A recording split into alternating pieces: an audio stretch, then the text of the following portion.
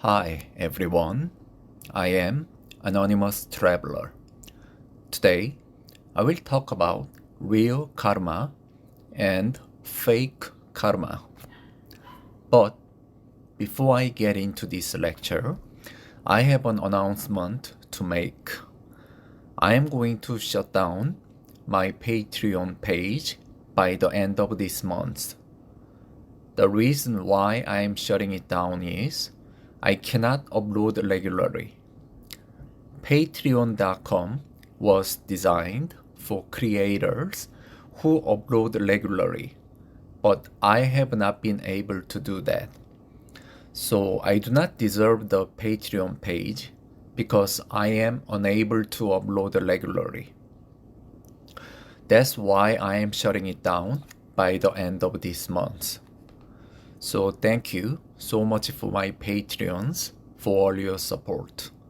But I have to shut down the Patreon page.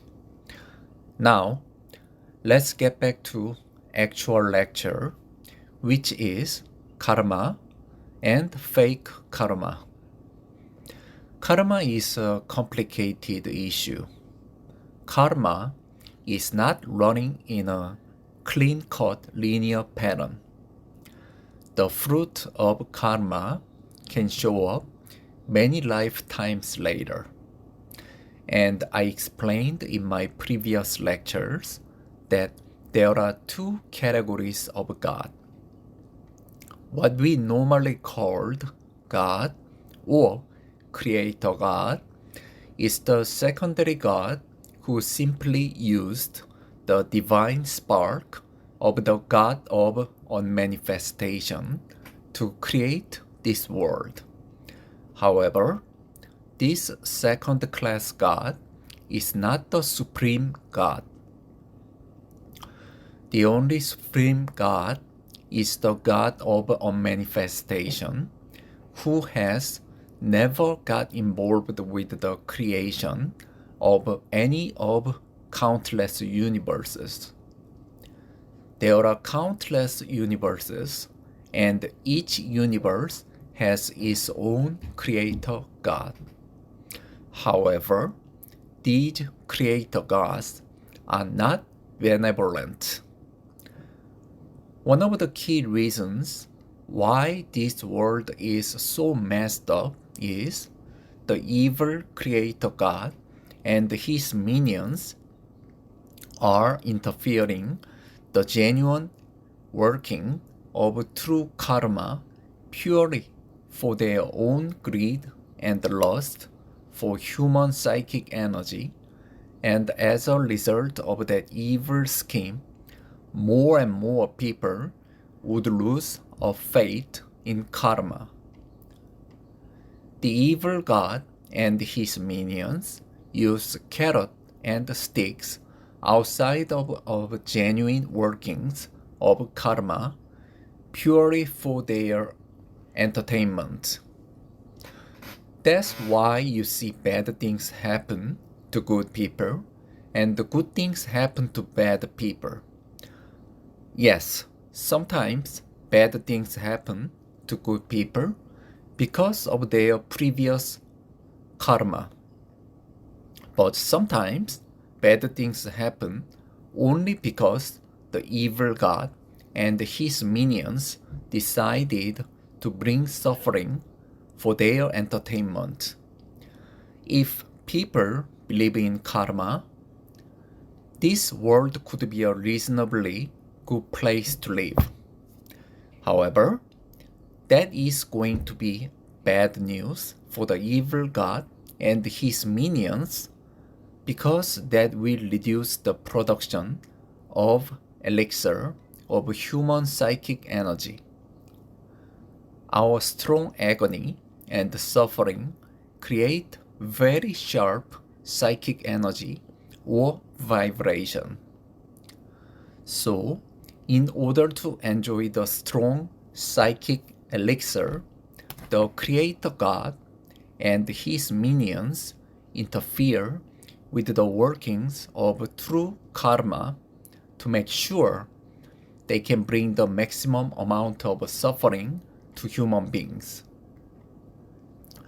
And sometimes, even those who practice spiritual alchemy can be deceived by fake karma. Such deception arises when they face an extreme challenge.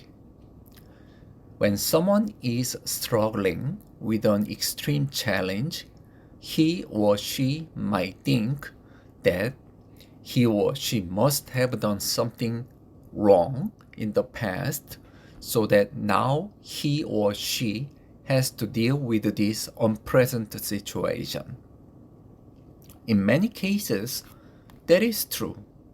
However, in some cases, that is not true and has nothing to do with one's karma.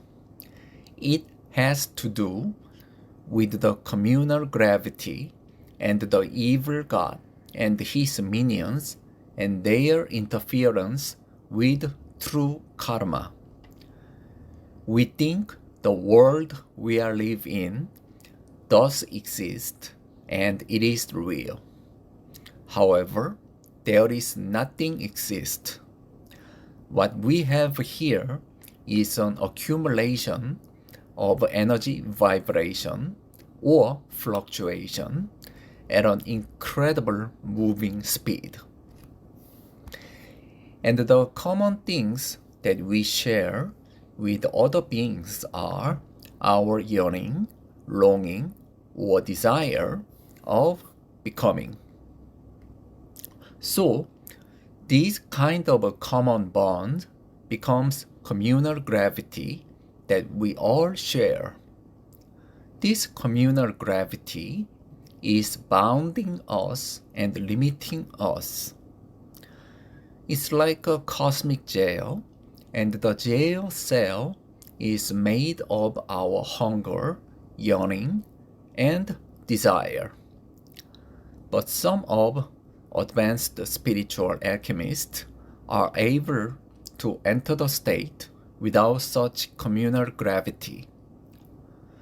Once a person tastes that very unique state, that person's priority changes drastically.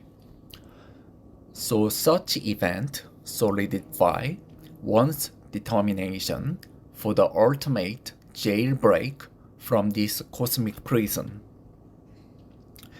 And that person would put all the effort to remove all the human weaknesses or focal point of the communal gravity.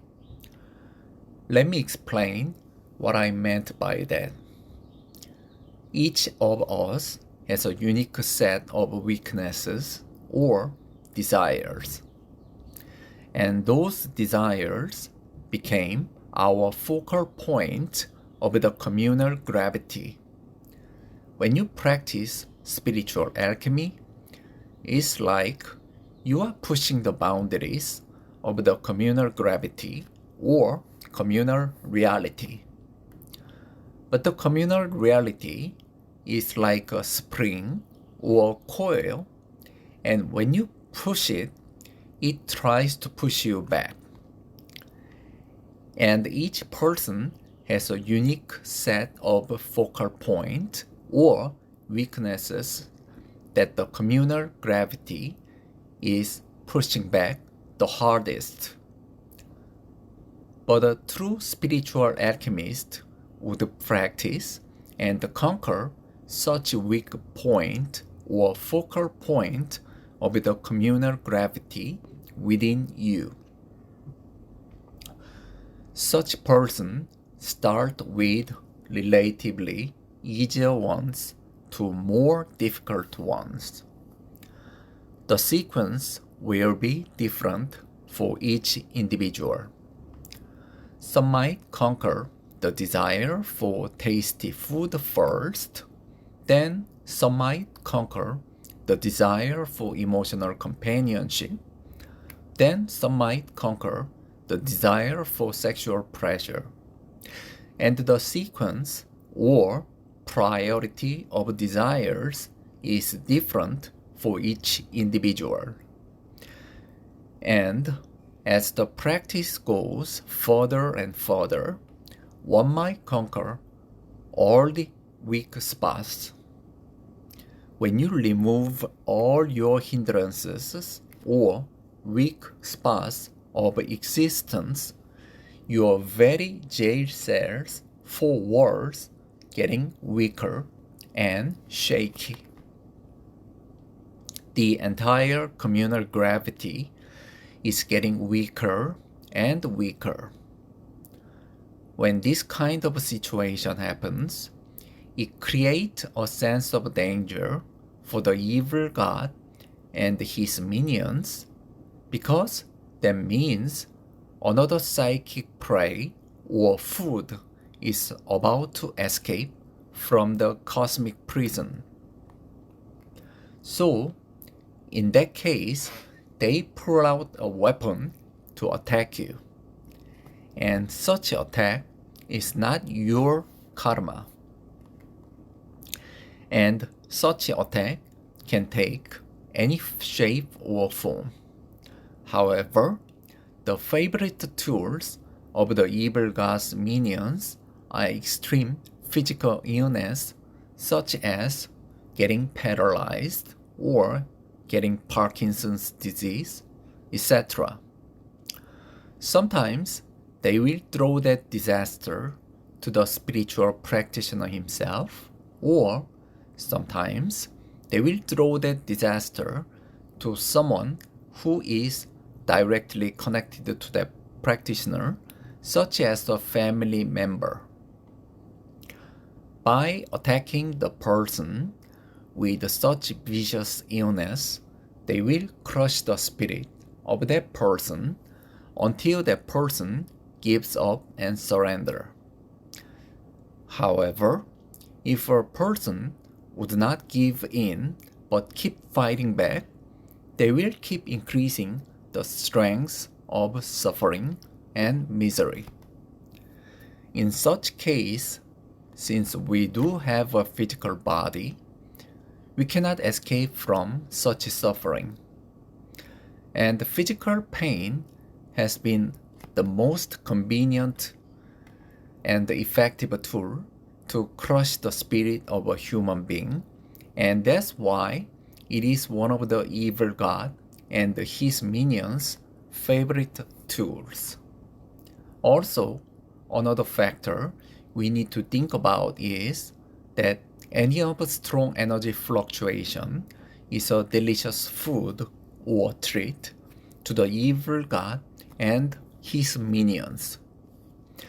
Our strong emotion or strong experience generate a strong energy fluctuation. The evil god and his minions enjoy them as a delicious psychic food or treat. They enjoy both of strong pressure-based vibrations and strong suffering-based vibrations of human. The most passionate love or sex is considered as the best thing in the world by most people. The agony and the suffering from debilitating pain is considered as the worst thing in the world by most people. It seems two things are worlds apart. However, the evil god and his minions enjoy them both. They enjoy various kinds of strong psychic energy vibrations from human mind. Let's say the ecstasy of humans are sweet flavor and the agony of humans are bitter tasting flavor for the evil god. Then think of chocolate. The perfect chocolate needs some bitter taste as well as sweet taste. So the evil god and his minions want them both, not just one. When the evil god created this world, he made humans to have a sexual desire even when they are not in a mating season. All the creatures were designed to have sexual desires only during the mating season, but he made an exception for human. And he definitely didn't do that in our favor. The evil god knows that strong emotion is a strong psychic energy, and he and his minions feed on them. And the strong sexual desire is one of the most powerful psychic energies. So the evil god created human this way in order to feed upon our desire, and attacking a rebellious inmate who goes against the master plan of the evil god have two purposes. The first purpose is breaking his or her spirit so that he or she would surrender to the evil god and become an obedient sheep. Second purpose is just simply enjoying his or her suffering as a delicious food. The more a human suffers, the tastier psychic food for the evil god and his minions. The evil god and his minions use both of carrots and sticks to control us. All of human desires are like carrots that drag us to all over the places and make sure that we cannot find the true awakening. However, when a person conquered all the human weaknesses that enslave us to communal gravity, then the communal gravity cannot push back because that person has destroyed all the focal points or weak spots within himself. In such case, the evil god's minions might attack that person directly. It can be described as the worst kind of stick. That's natural because no carrots or no desire can shake that person's determination to break out from the prison. So, at that point, only available weapons for that evil god's minions are sticks. That kind of stick or attack can differ depending on a person. However, that stick is something beyond the control of that person. Some might confuse it with karma, but such thing is a fake karma that has nothing to do with what you did in the past. And the favorite stick by the evil god and his minions is extreme sickness. This kind of sickness is different than the health problem caused by one's own karma. It is very unfortunate, but usually when one is fallen into helpless illness with agonizing pain, that person will likely surrender to the Creator God. In a pain-free situation, a person might be confident and strong-willed.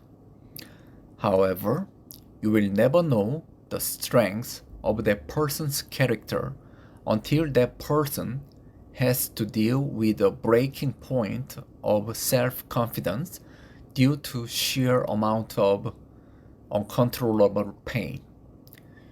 You know the story.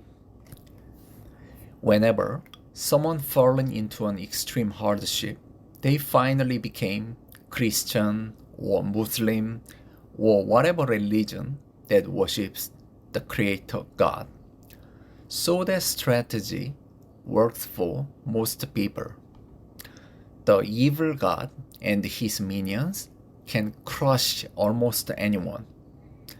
So, What should one do in such a situation?